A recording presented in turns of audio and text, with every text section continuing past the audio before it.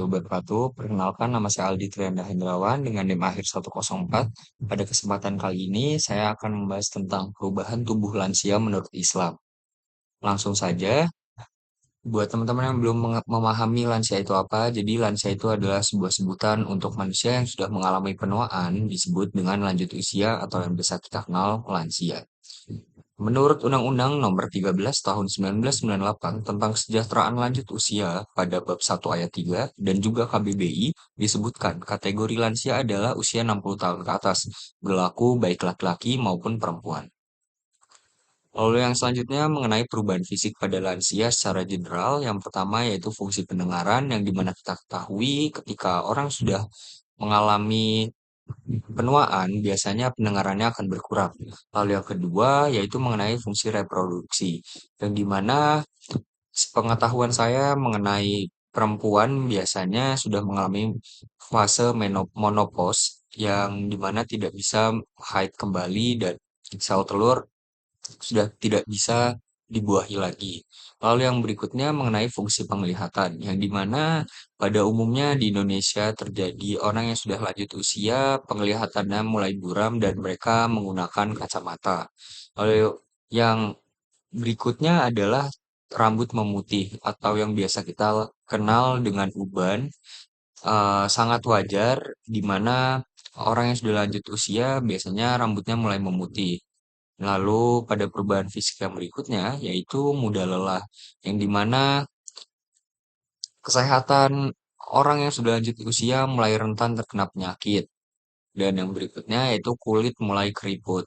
Ini adalah salah satu perubahan fisik yang paling terlihat secara gamblang atau dengan mata kosong kita melihat orang yang sudah lanjut usia, kulitnya sudah mulai mengendur dan terlihat banyak keriputan. Lalu pada perubahan fisik yang berikutnya yaitu kesehatan yang mulai menurun. Hampir sama dengan apa namanya?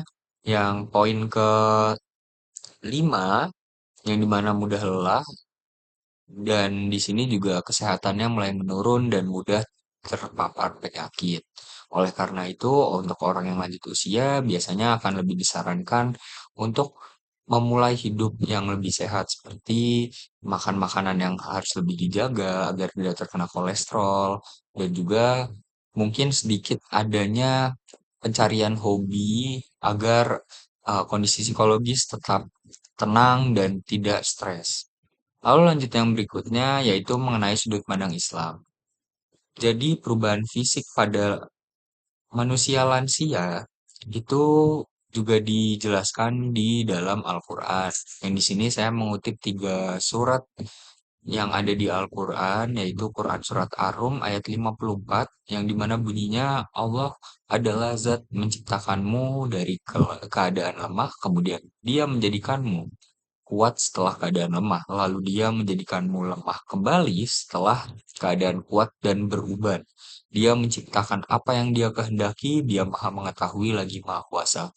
Lalu yang berikutnya Quran Surat Yasin ayat 68, yang dimana berbunyi, siapa yang kami panjangkan umurnya, saya kami balik proses penciptaannya, yaitu dari kuat menuju lemah. Maka apakah mereka tidak mengerti? Lalu untuk surat yang ketiga yang saya kutip yaitu Quran surat Al-Isra ayat 23 sampai 24. Yang dimana ayat 23 berbunyi, Tuhanmu telah memerintahkan agar kamu jangan menyembah selain dia dan hendaklah berbuat baik kepada ibu bapa. Jika salah seorang di antara keduanya atau kedua-duanya sampai berusia lanjut dalam pemeliharaanmu, maka sekali-kali janganlah engkau mengatakan kepada keduanya perkataan ah, dan janganlah engkau membentak keduanya, serta ucapkanlah kepada keduanya perkataan yang baik. Lalu di ayat 24 mengatakan, rendahkanlah dirimu terhadap keduanya dengan penuh kasih sayang dan ucapkanlah, wahai Tuhanku, sayangilah keduanya sebagaimana mereka berdua menyayangiku ketika mendidik aku pada waktu kecil. Yang berikutnya mengenai penjelasan, saya mulai dari Quran Surat Ar-Rum ayat 54. Di sini saya mengambil 4 poin dari penjelasan ayat tersebut, yang dimana yang pertama di dalam Quran Surat Ar-Rum ayat 54 ini membahas tentang asal-usul manusia, mulai sejak dilahirkan sampai kita berada di fase produktif, dan kembali menjadi orang yang lemah atau di lanjut usia. Lalu di poin kedua yaitu proses perkembangan hidup manusia. Hampir sama dengan poin pertama, yang dimana kita dari lahirkan, lalu kita menjadi orang dewasa, dan lanjut kembali menjadi orang lansia, dan kemudian kembali kepada yang menciptakan. Lalu di poin ketiga yaitu kembali lemah di usia tua, yang dimana ketika kita masih muda, kita diberikan sebuah anugerah oleh Sang Pencipta, kita bisa melakukan aktivitas bebas tanpa kendala, namun ketika nanti kita sudah mulai tua, kesehatan kita serta kemampuan fisik kita di saat muda telah diambil nikmatnya oleh Allah Subhanahu wa taala dan kemudian kita kembali dengan kondisi yang lebih lemah. Lalu di poin keempat, larangan bersikap sombong, yang dimana kita itu tidak boleh sombong di saat muda, karena segalanya itu akan kembali lagi oleh Allah, dan juga kita, segala hal yang kita agung-agungkan saat muda itu akan kembali dicabut oleh Allah. Dan oleh sebab itu, kita tetap harus menghargai orang lain, terutama orang yang lebih tua dari kita, karena yang tua sudah pasti pernah muda, dan yang muda belum tentu sampai tua. Lalu di penjelasan Quran Surat Yasin ayat 68, saya mengambil 3 poin. Yang pertama itu kembali lemah di usia tua. Hampir mirip dengan Quran Surat Ar-Rum ayat 54 tadi, yang dimana kita ketika kembali lemah, ketika kita sudah menyentuh usia lanjut, maka kita tidaklah bisa lagi untuk produktif. Maka dari itu, kita tidak boleh sombong. Dan di poin kedua, saya mengambil poin yaitu manfaatkan waktu dengan baik. Jadi di mana kita di saat muda, di saat kita masih bisa produktif, maka gunakanlah umur itu dan waktu itu untuk berbuat kebaikan. Lalu di poin ketiga, Allah memberikan kesempatan untuk beramal. Ya benar, ketika kita muda, usahakan kita gunakan untuk segala hal-hal yang baik agar kita mempunyai cukup tabungan untuk nantinya kita bawa ke surga. Lalu lanjut ke penjelasan Quran Surat Al-Isra. Saya mulai dari ayat 23 ya, di mana saya mengambil 3 poin di sini. Yang pertama itu larangan untuk menyakiti orang tua. Ya, tentu saja kita sebagai manusia harusnya punya hati nurani, di mana kita harus menghargai, menghormati, serta mengayomi orang tua. Dan janganlah sampai menyakiti orang tua kita, karena berkah seorang anak ada di orang tua. Lalu yang di poin kedua yaitu mengenai menjaga lisan dan ramah tamah kepada orang tua.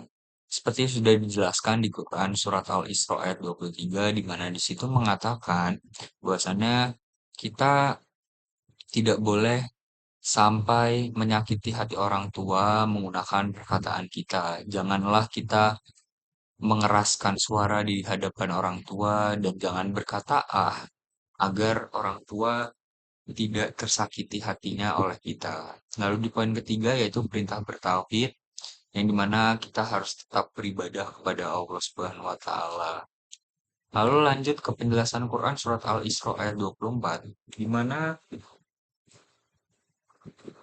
di mana di sini diperintahkan untuk rendah diri.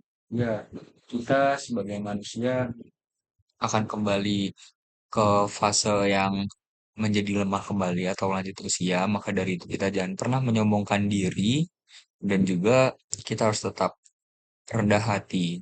Lalu yang berikutnya doa untuk orang tua. Ya, sebagaimana kita seorang anak, kita harus mendoakan kedua orang tua kita agar tetap sehat dan bisa melihat jenjang anaknya menjadi orang yang sukses. Lalu di poin ketiga itu berbakti kepada orang tua. Yang dimana kita di sini diajarkan untuk selalu menghargai orang tua karena mereka bisa sepenuh hati dengan sabar merawat kita hingga saat ini dan kita harus memberikan sebuah feedback yang baik kepada mereka. Lalu untuk kesimpulan dari materi ini, saya memberikan pendapat bahwasannya setiap manusia akan mengalami kebenawaan dan hal tersebut akan menjadi sebuah peringatan bagi kita yang muda untuk memanfaatkan waktu sebaik mungkin, digunakan semasa muda sebagaimana telah dijelaskan di kitab suci Al-Quran. Kita juga sebagai manusia tidak boleh menyombongkan soal fisik karena ketika kita sudah mulai menua, kebanggaan fisik di saat muda tidaklah lagi berarti. Terima kasih atas atensinya buat teman-teman semua yang sudah mendengarkan. Apabila ada kesalahan penjelasan penafsiran dari setiap ayat suci Al-Quran atau mungkin ada kesalahan penerangan dalam teori ini, teman-teman bisa berkomentar dan kita beradu argumen di sana serta saling memberi masukan. Saya Aldi, terima kasih. Pamit undur diri. Wassalamualaikum warahmatullahi wabarakatuh.